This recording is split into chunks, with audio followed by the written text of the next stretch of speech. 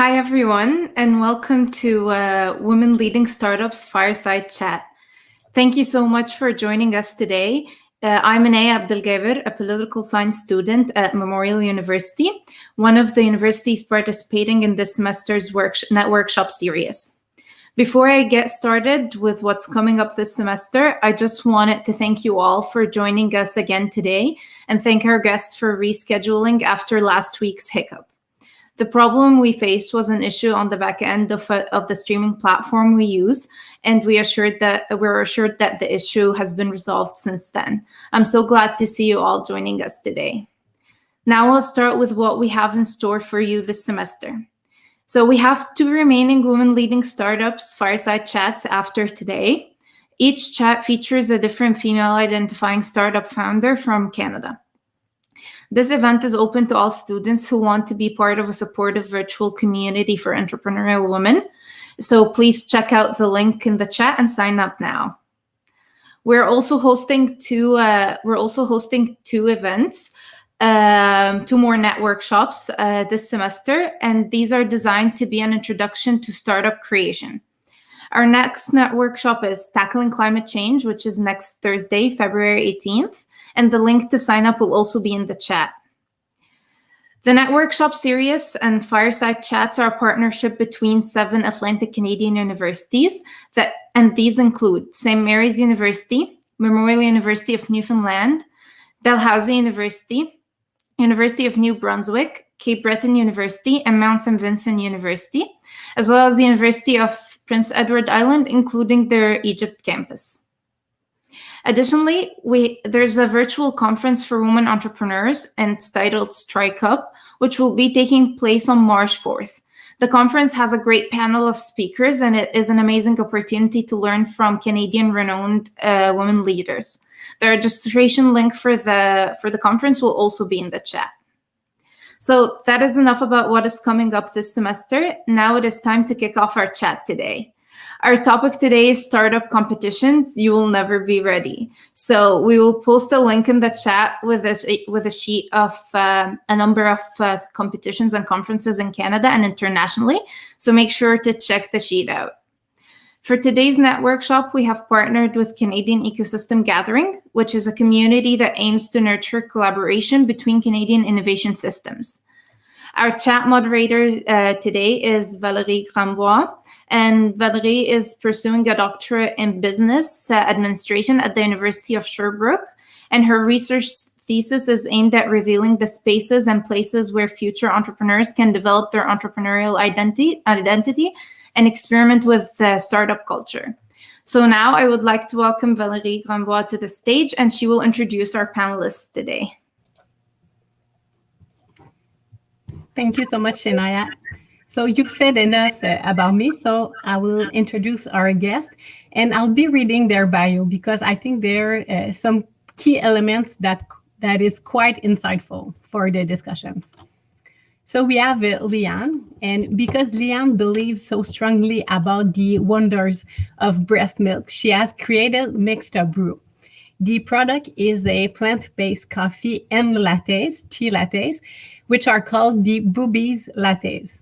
They are loaded with moringa and lactogenic food ingredients to help boost mother milk supply in a natural, delicious, and convenient way. But before trying out as an entrepreneur, she has worn many hats. She has been a writer, a producer, a sales executive, and not the least, a full-time mother. As a first-time entrepreneur, she is the proof that you can learn anything because she has been able to bootstrap her business from 0 to more than $500,000 from scratch. On the other end, we have Rosemary. She is a master's student in mechanical engineering at the University of Sherbrooke. And her research topic is about the development of a technology for her company, which is named Cigogne Technologies. The product is a refrigerated compartment for biomedical transport in developing countries. She told us that doing her graduate studies at the same time of starting a business has been extremely beneficial. It was by participating in competitions, workshops, and coaching sessions that she discovered the impact her project on society. Since then, she has been very passionate about entrepreneurship. You will see that these two entrepreneurs are quite different, both personally and business wise. Leanne is witty, she's a go getter, she's fast paced. And Rosemary is a calm strength, and she's pacing herself. On the business side, Rose is setting herself for a soft landing in the ecosystem. And Leanne's approach is more breaking down and going through walls. But one thing they have in common is the fact that they both took part in startup competitions. And we will talk about that. But there's another thing they have in common. And just by reading their bio, it's a kind of shyness about asserting themselves as full-blown entrepreneurs. They use words like trying to be an entrepreneur or being an entrepreneur for the first time or needing workshops and coaching sessions. And that's very interesting because it touches at least two perceived needs by will-be entrepreneurs, which are the need to be part of a community, to belong, and to receive validation and advice from peers. The second need is the need to feel prepared. So those subjects will be a part of the discussion today. And with that, let's dive right into it and start from the beginning. So Rosemary and Leanne, can you tell us about any fears you may have had at the start of your journey? And give us a few words about your enterprise.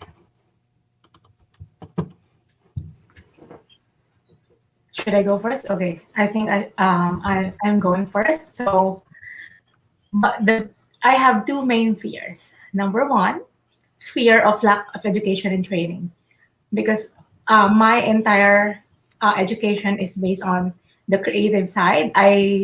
My degree was on communication, focusing on film and TV, which is like very different from entrepreneurship, and I really don't have the proper knowledge. When I was starting, I didn't even know the terms VC, like all these business terms, like liabilities, assets. It's still like something that I need to Google or YouTube about. And the second part is, so my company is actually, the target market are breastfeeding mothers. As we all know, it's a very taboo, like, not really taboo, like in some places, like I consider it as an underserved market. So I have the fear of, attacking it wrong. It's like, personally, should I get into this market? Because I tried researching about it. There's actually not a lot of companies who's done it, because maybe I will fail, So these are the initial thinking that I had in terms of the fear in starting this venture. Thank you. We'll come back to that. Rosemary? Yes, hi everybody. For myself, I think my fears were more about me. So at first, I was not really self-confident to start a company, because I thought I am introverted, I'm shy, yeah, that's it, and I don't have any skills. I don't know what's a business model. I'm in mechanical engineering, right? So what is entrepreneurship? I didn't know nothing about it. And yeah, that's it. I think it was more about myself. So the fact that I don't consider myself as a natural leader also. When I picture an entrepreneur, I see a leader, a positive leader that wants to make an impact in the world, but for myself, I didn't think I could be that. Perfect. That was a swift entrance in the subject, but I wanted to make sure that we identified those fears and to see how you've overcome them through your journey. So can you give us a few words about your company and the first few steps you've made to make the dream come true? Okay, I can continue. So my company is like Valerie said, it's a refrigerated compartment for biomedical deliveries in developing countries. And at first, it was a school project in mechanical engineering. So we decided to participate to the Createch competition, which is an entrepreneurship competition for a technological project at Sherbrooke University. So we wanted to to participate to this competition because it's a tech competition also, and because there's a prize at the end, which is money that we can use to prototype our project. So we thought, oh, maybe it's a good way to win money to make our prototype. But like I said, I was not self-confident about it. The entrepreneurship part of this competition was like unknown things. So we were curious about it, and during the competition, we learned how to make a business model, validate hypotheses. We met coaches and a lot of coaches with different expertise. So I think it gave us a lot of self-confidence, and we realized the potential that we could have with our project. So uh, uh, at this point, our project was not only a school project, but it became an entrepreneurship project because of the coaches that made us realize the potential of our project, and also the impact that we could have with this project. So that's it. So the validation was important in the process. Yes, very important. Perfect. And Lian, what about you? In my case, I would say it's really about courage. Uh, it started really as a passion project, and I used like some savings that I have, and it's not a lot of money. Like I would like to. I'm telling you that it's not a lot of money. I just start experimenting, and the way I bootstrapped it is like I find some close people to me who can help me, like my mother is a nutritionist dietitian, so she helped me in terms of like the formulation of the product. And I have like I my background is creative, so I try to ask some help from friends, like just thinking about brand names, branding, it's like trying to patch all together, asking some help from different people. And literally, the first money that I invested is actually just to fund the inventory, and everything else I try to do it on my own. Starting like on Google, on YouTube. I call it Google University, Yeah. since I don't really have all this like knowledge in starting a business. And of course, I think Valerie was talking about the community. I started joining many different Facebook groups, like how to put up a Shopify store, how to build like an Amazon store. The community is very, very helpful. And what's very nice about all these groups, it's like they're like they share everything. It's like you get free information. I didn't really pay for any courses, like like, because I'm very sure there are many courses that you can apply or pay for, but in my case, I just try to utilize whatever I can find like on the internet. The only setback about it, of course, the internet is full of many different stuff. Just searching for one topic, for example, like how to create a listing on Amazon, it will show like 10 different 10 different resources. So you really need to take your time to find which one is a credible source, which one would actually help you.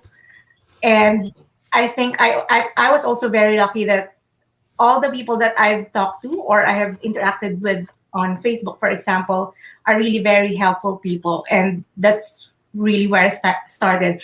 So starting with a little money, I was thinking it's not very risky. It's like if I fail, it's okay. It's not, it doesn't hurt so much, because like I've been watching a lot of like Dragon's Den, Shark Tank, and they're telling that they spent 100,000, 500,000 to start a business. And in my case, I told myself, this is my maximum.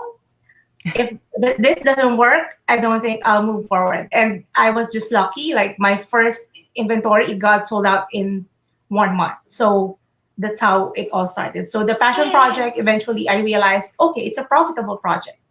And I just kept going on, like no more stopping.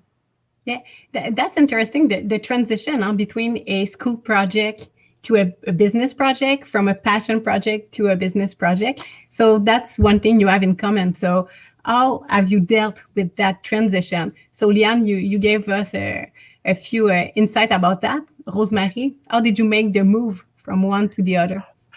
I think Lian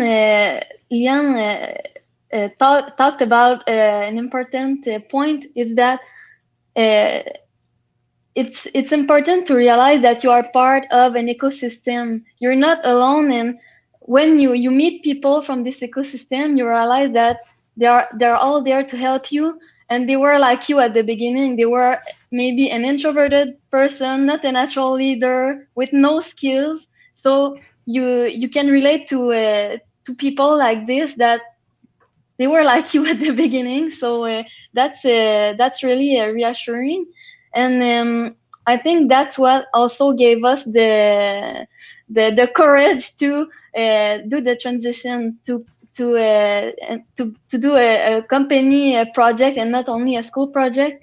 It's because of the ecosystem around us and the help that we can have. So we're not alone in this, and also I think the risk was important for me.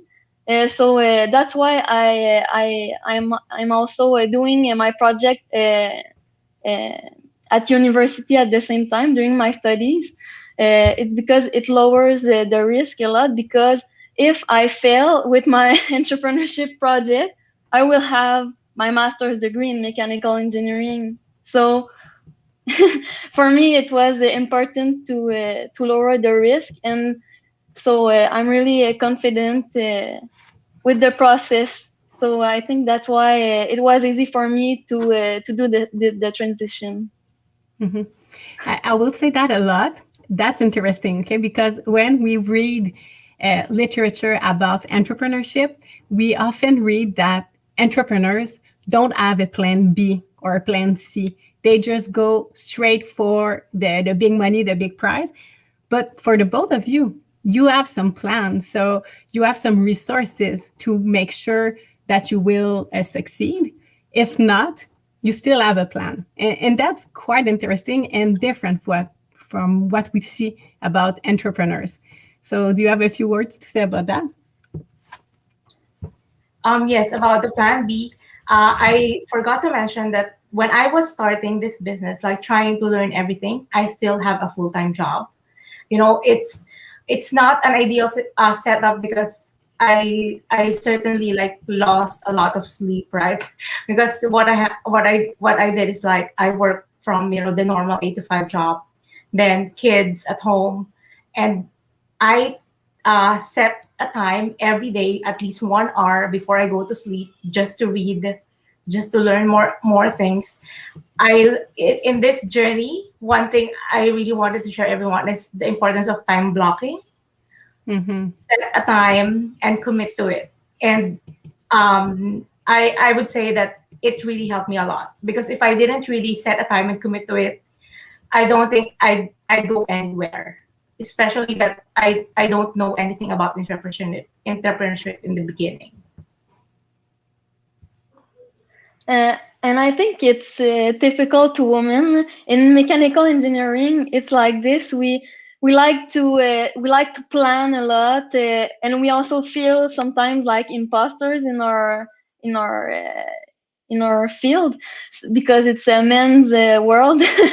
So I think it's typical to us. We like to plan all the details and to be sure that it will work, uh, and it gives us, I think, the confidence to go to do it. So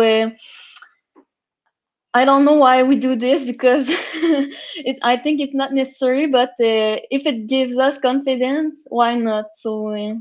Mm-hmm. I just want to reassure you, Rosemary. So yes, women can seem to have that tendency to plan ahead and to make sure that everything is put in place and they have the right competences to go through. But it's also something about the actual generation, so the young entrepreneurs who are looking for stability, some revenue streams that are always there, and at the same time trying new experiences. And there's a phenomenon called slasher, or the slash effect. And it's exactly what you're doing, Liane and Rosemary. So accumulating different careers. So student and entrepreneurs, mothers and entrepreneurs, and all the slash you can put in your title, that's the slash effect phenomenon. So there's a few resources about that, but it's a thing that we see more and more. So it's not just a woman thing, it's now a new kind of entrepreneur thing. Good to know. Yeah. I don't want actually a term for it. That's interesting. Sorry? There's actually a term for it, the slasher. Yeah. That's so interesting. So you're a slasher, or you are under the slash effect.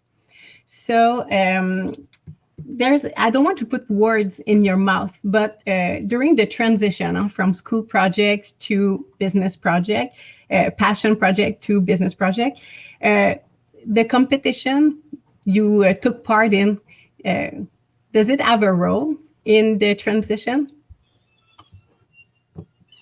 I think for me, more of like a goal. It's like when I was, previously when I was, the entrepreneurship thing is not yet in my mind. I really like watching Shark Tank, Dragon's Den. So I'm very familiar about how they like able to, for me, it's just fascinating before. But since when I realized that this is a profitable project, that's the time I told myself, oh my God, I need to try this out. It's like, even if, like initially, even if I won't get anything, I know that it would help me. So because my background is actually TV, and like in the Philippines where I came from, I've produced like reality shows like similar to this, like competitions, like Big Brother in the Philippines, MasterChef. So I know how important exposure is. And on TV, companies or other businesses, they pay us, like the TV stations, to show them on TV. So I told myself, oh my God, I don't need to pay anything. I'll just try it out. So that's my motivation. I want that exposure that normally businesses and other companies pay hundreds and thousands of dollars, right? And so my initial, I really wanted to, to get that exposure. Apart, of course, getting the prize, but there's actually more to it than getting the prize. In my case, I also wanted, it's like a test of market. I really wanted to know if my market is actually something that can be scaled. Of course, I came to Dragon's Den, and the one that's shown on TV is around 7 minutes, but I've been there for around 45 minutes, like talking to the dragon. So it's a long process, and it's a very nice experience because I get to ask them questions like that were not aired, and they really gave advices, like some advices that I won't get from YouTube, from Google, So this is something that I was really aiming for, and I just went for it. Oh, Valerie, you're muted. I've just saw that. So we have a 1 minute video of your passage in the TV show. So we'll show that and we'll come back after that. So Inaya, you can start the video. Hello, Dragons. My name is Leanne. I am from St. John's, Newfoundland and Labrador, and I am here seeking for $120,000 in exchange of 20% of my company, Milks the Moms Inc. So what do you think this year's sales will be? I'm projecting if I'd be able to get into retail, I would say minimum of $1 million revenue, and I know I will do it. You're one mighty woman. Yeah, You've been able to like single-handedly do $600,000 in sales. Like, this is a really incredible story. I love your perseverance, how you took one step at a time and figured it out. And I think it's an amazing story of like, you don't need formal education. Like, you were at home and learned how to build this great e-commerce business that you can now really expand. You need to be the household name in this. So I'll offer you $120,000 for 25%. I'll offer you the 120 for 20%. I want to be your partner. I'll match the offer. 120,000 for 20%. I think I'd go with Manjeet. Great. Congratulations. Booby tea for everybody. Good luck. Thank you so much. Thank you. Good luck. Great stuff. Oh my gosh. It's great to see that, right? Oh my god. Memories, yes. So can you talk to us a little bit about that experience? So how you prepared for that appearance, and what's the work that went into it beforehand? Of course, it's a lot of work in terms of like refining the pitch. Personally, I watch many different like episodes of Dragon's Den from probably season 1. Like I try to watch very specific, like food specific, something like related to my product, how they did it. And on the personal side, actually the more difficult part for me is like I had to leave my family, which is for the first time. So I had to fly to Toronto for 1 week. And it's my first time leaving them for that long. So I think that preparation is the more tedious and the more difficult part for me, aside from the pitch itself.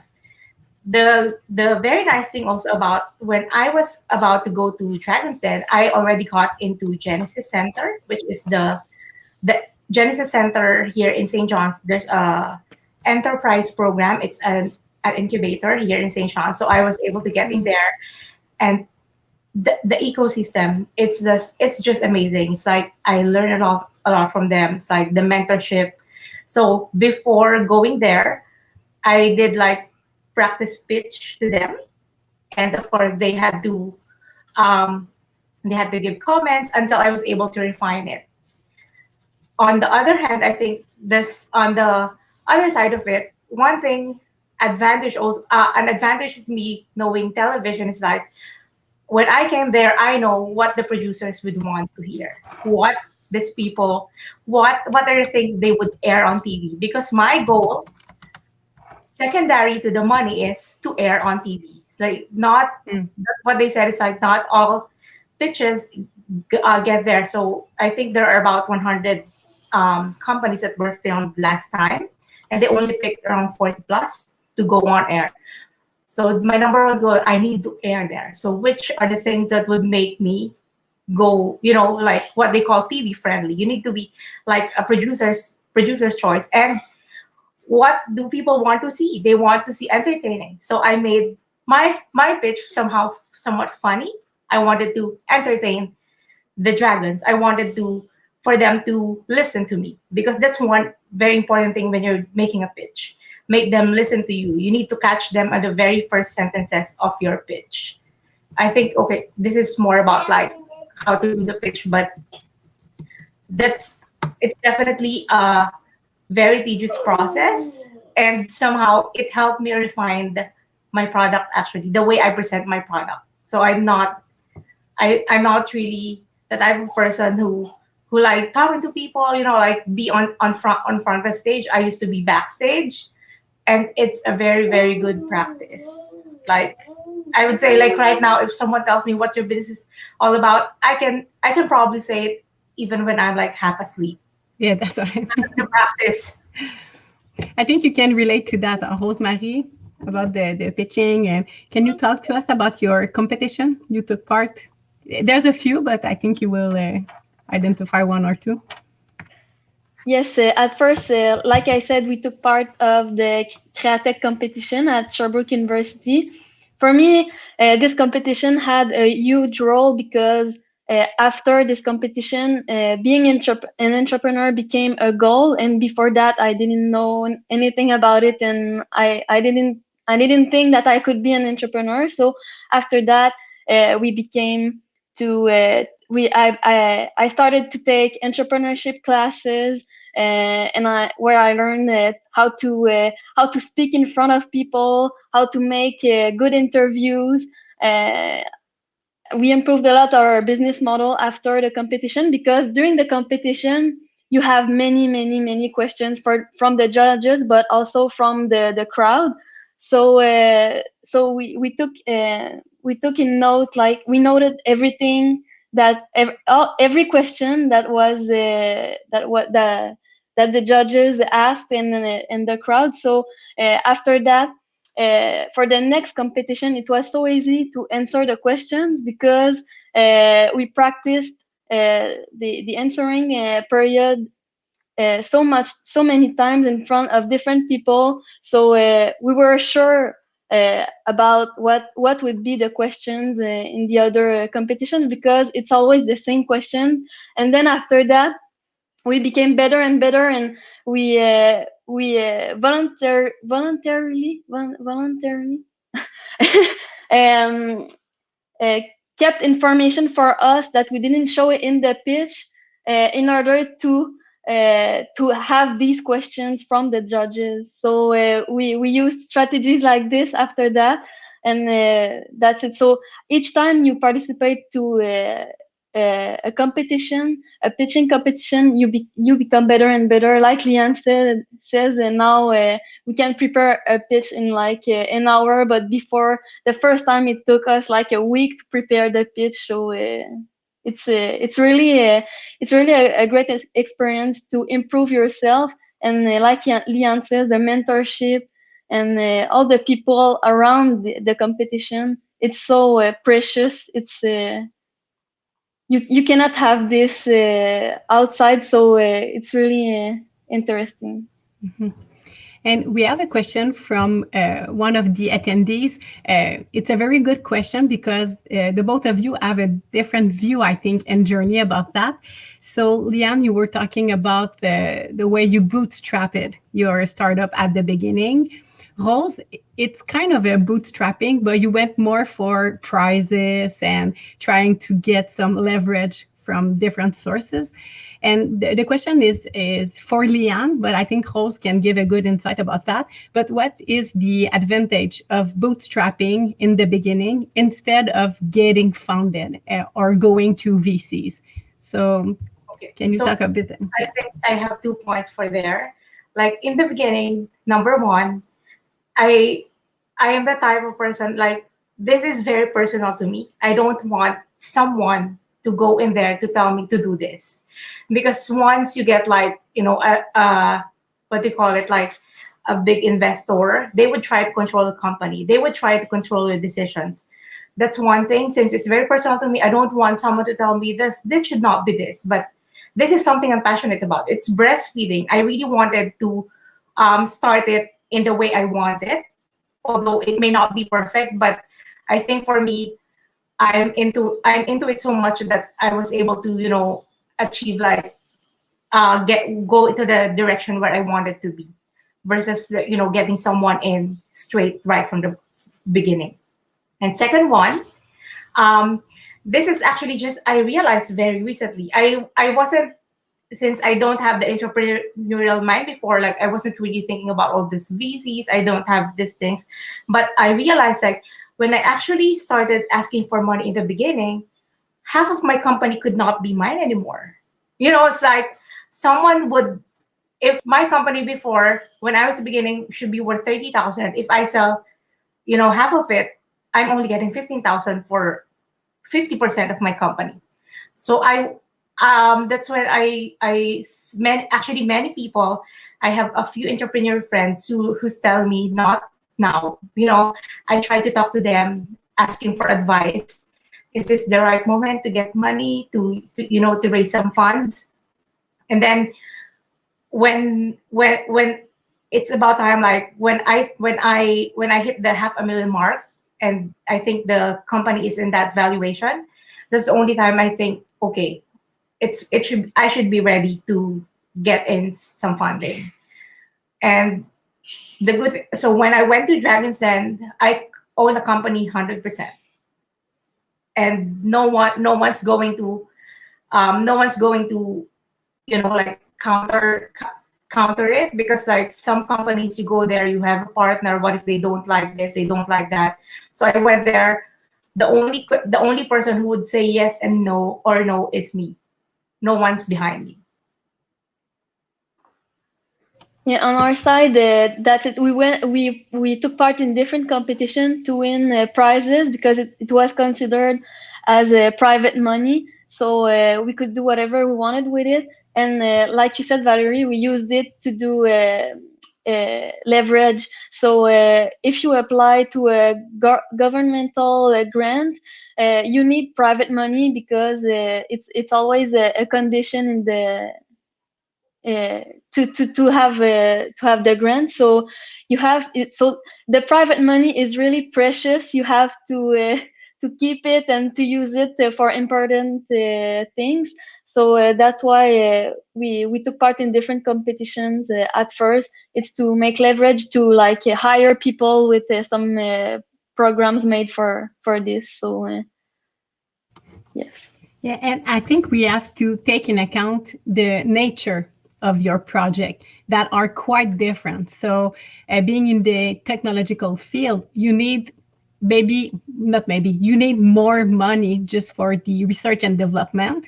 Leanne, you had to do some research and development, but you were able to do it in your own kitchen, in your home. So it's two different projects in nature. So just to go further with the answer for the attendee, you have to take that into account, and you have to make the most of the network you are in. So Rosemary, by being a student, she has access to some grant and funds that are not accessible for becoming entrepreneurs who is more in an informal network. So you have really to take that into account and see what you can get in the status you are in. We have another question, and it's how do you get your company's value assessed? So how can you make that valuation? In terms of valuation, actually, there are many methods. I'm not an expert on this, so I had to ask the help of Genesis Center. So in Genesis, we have like, So in Genesis, we have like, we have people like in finance who can help us with questions like this. But in my case, the way we evaluate it is like we have the multiplier based on the profit, on the current profit of the company during that time. So based on a multiplier, and that's where we reached the 600,000 valuation, which I went to on Dragon's Den. But from what I've been told, actually, many people are saying you're asking for very little. You know, you should have asked for more. But you know, like I really wanted, when I came there, I have so many things in my mind. Like there's so many factors. I wanted to get aired, you know, I wanted to get, you know, like all those things. So I did those considerations. But there are many methods to do it. You can even, I was told that you can actually even go to a company like to do a formal valuation, like an official valuation, but it costs some money. I'm not really sure how much it costs, but in my case, I just asked the help of the ecosystem, which is Genesis Center in my case. And Rosemary? For us, our company is not evaluated yet because, like Valerie said, we're in the technological field and we're still in the R&D process. So we're not at this stage yet. We're still trying to get private money to continue the R&D process, and then when we will be ready for the commercialization to make sales, we will evaluate the company. But we're not at this stage yet, and I think it's important to not evaluate your company if you're too early, because it's not necessary at all. So yeah, that's right. And I think the answer that Leanne gave to ask around us to know how to do that valuation is a great advice. And both of you have talked about the ecosystem around you, informal or formal. Can you talk a little bit more about the places you went through or the services or resources that you receive and that now you can say, okay, that made a big difference? And and it's an advice that you will give to everybody to go to that kind of place or to have that kind of relationship. So is there any secret? For us, we're incubated at Sherbrooke, so that was really beneficial to our company because they have a big pool of coaches in different expertise. So, for example, for us, intellectual property is really important. So they have a patent agent that is always accessible, and they have a lot of different coaches. So it's really, and it's free. So it's really interesting. And I think it's also important that you to participate like at I don't know events in your field in the ecosystem where you can meet other entrepreneurs that went through the same things because they can help you with sometimes they have queues for you, like for your financing.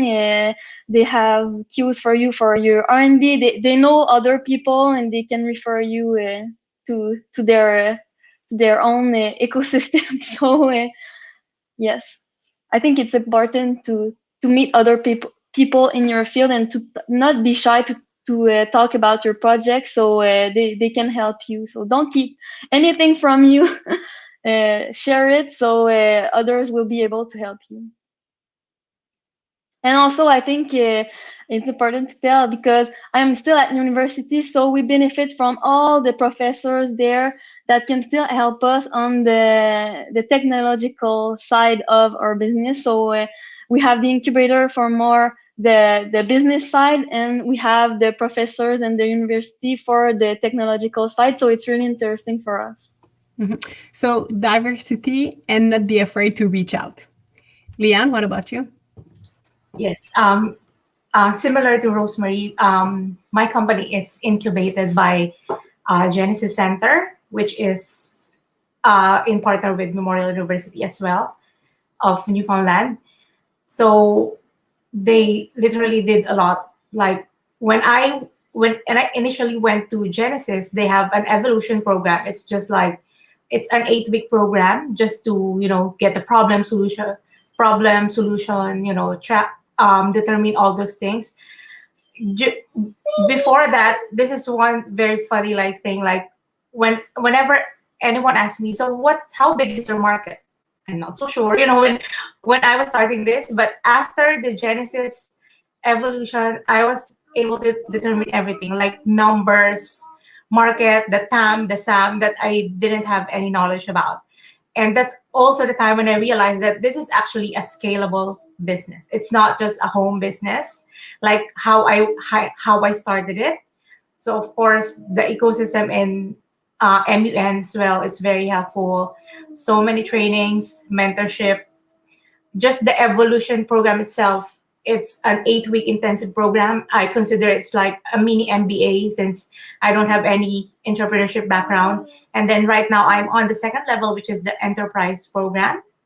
This is the 3-year incubation program that I'm in, which is of course very helpful as well. And I think I mentioned it a while ago, joining all the e-commerce groups I could find.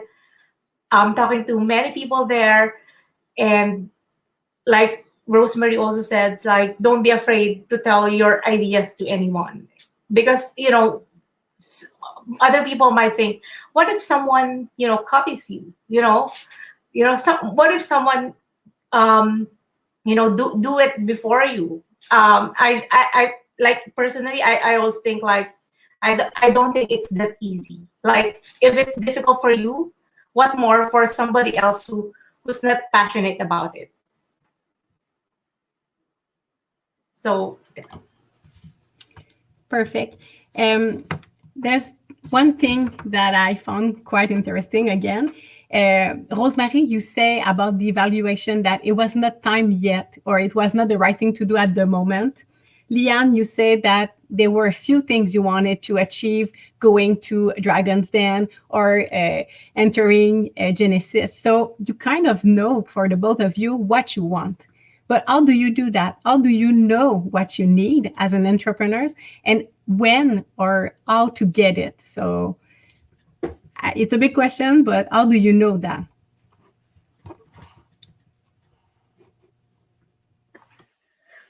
I think it's while speaking with different coaches that you end up knowing what you want, because you have different advice.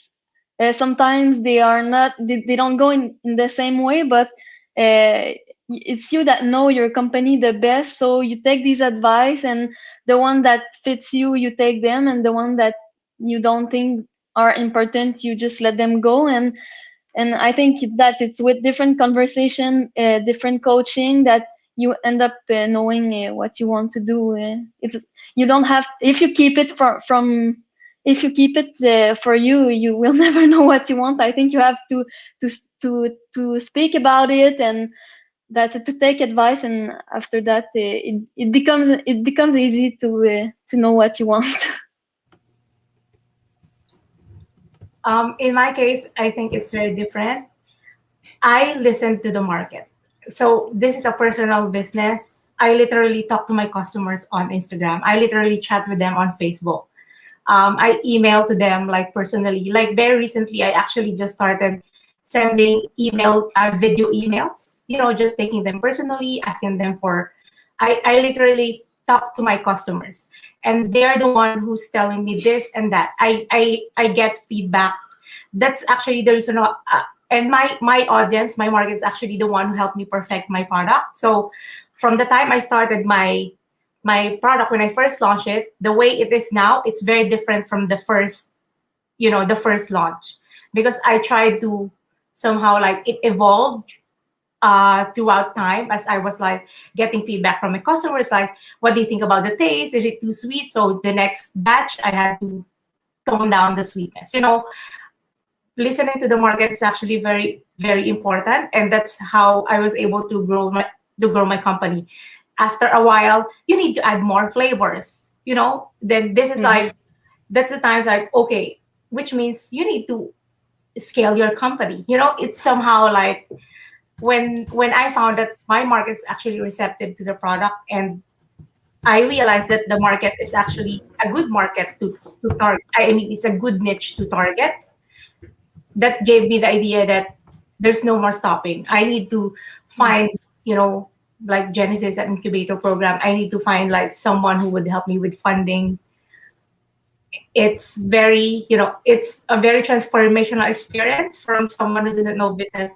And just by interacting with your customers every day, you would really learn a lot of things.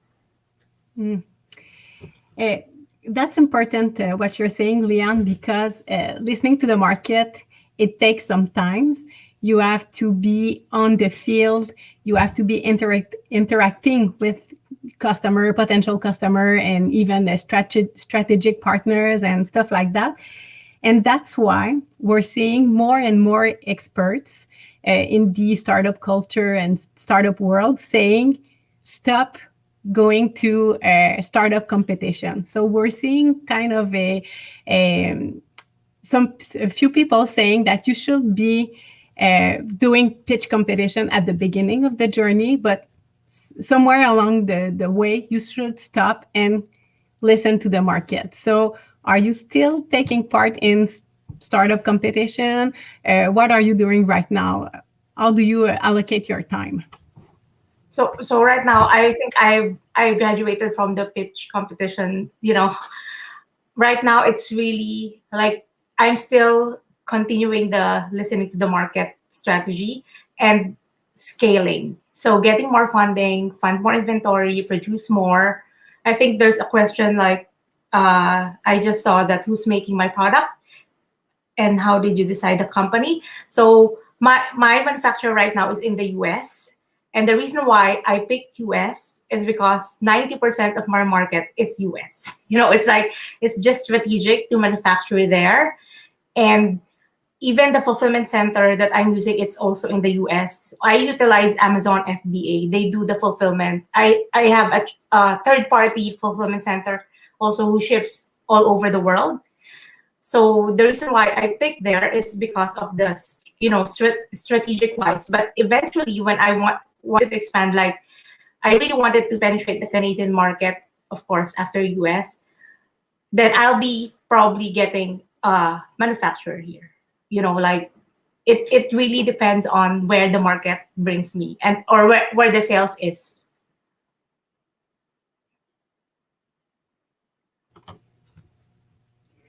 What about you, Rose? Are you still doing a startup competition? Yes, but less than 2 years ago. So we do them if we need more private money for leverage. But if we don't need the money for the moment, we like Lian said, we take our time for validation. So we speak with our client, with our potential clients, and we continue our R&D process because it takes a lot of time. So yes, that's it. Perfect. So that's all the time we had for today. I took a lot of notes, so we could have kept going for another hour. Were there any more questions from the attendees? Maybe we can answer, Inaya, or... There was one more question. If you'd like to answer that quick. I wish we had more time, of course, but unfortunately we're on time constraint. So one of the questions we had is, what do you do when you want stability but also want growth for your business?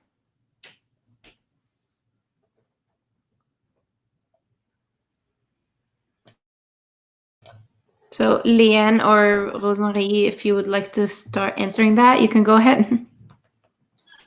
I think in my case, I've gone past this stage.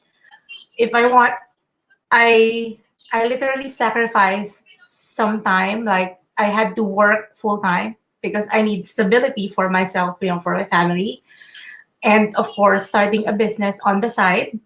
So it's something very difficult for anyone. But for I would suggest, like, I think this would probably be relevant for older people. I mean, just like me, because I'm 35 this year. So I told myself, if I probably started it when I was a student, when I didn't have kids, it's like when I started earlier, I could have done more, because right now I'm very careful. I need to be able to sustain my family, like we pay bills for kids. I have 2 kids, so I cannot just really splurge out on my business. But if I started earlier, I should, which I would suggest to anyone who's like thinking at a younger age, just go for it while you're young. It's like, of course, less risk. So in my case, I had to sacrifice some time and sleep to be able to achieve that stability, and at the same time, before shifting to a full-time business. So I quit my job after, which is somehow a successful and achievement for me.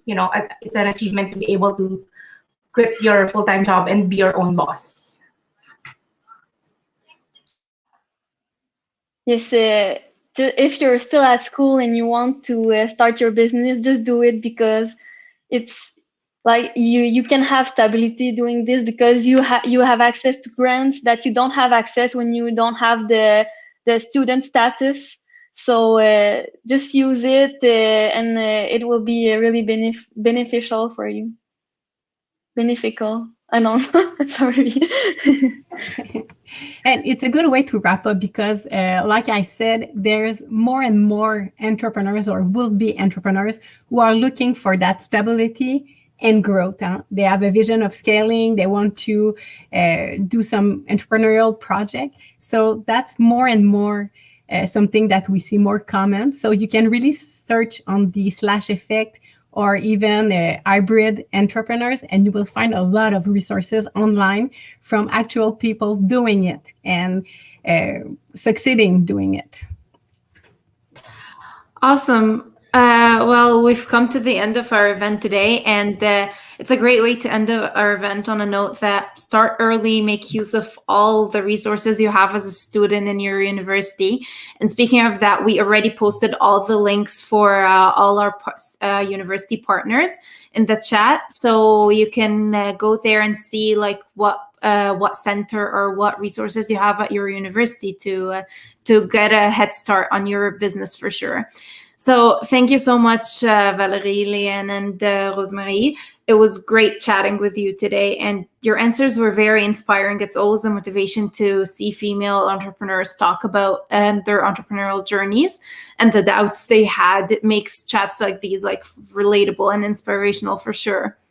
So we had a networking session before the workshop, part of our event, but don't worry, we're going to have another one planned so you can connect with more people.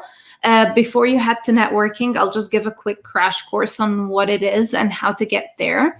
So after I'm done, click on the networking tab on the left side of the screen and share your camera and audio. You'll get matched with someone randomly, and you'll be put with them in the room for 3 minutes. And after that is over, it matches you with someone else. It's just low effort and a fun way to meet with people that you wouldn't normally get a chance to chat with. So don't log off just yet and come say hi in networking. Thank you everyone for joining us today, and I hope I see you again in our upcoming events.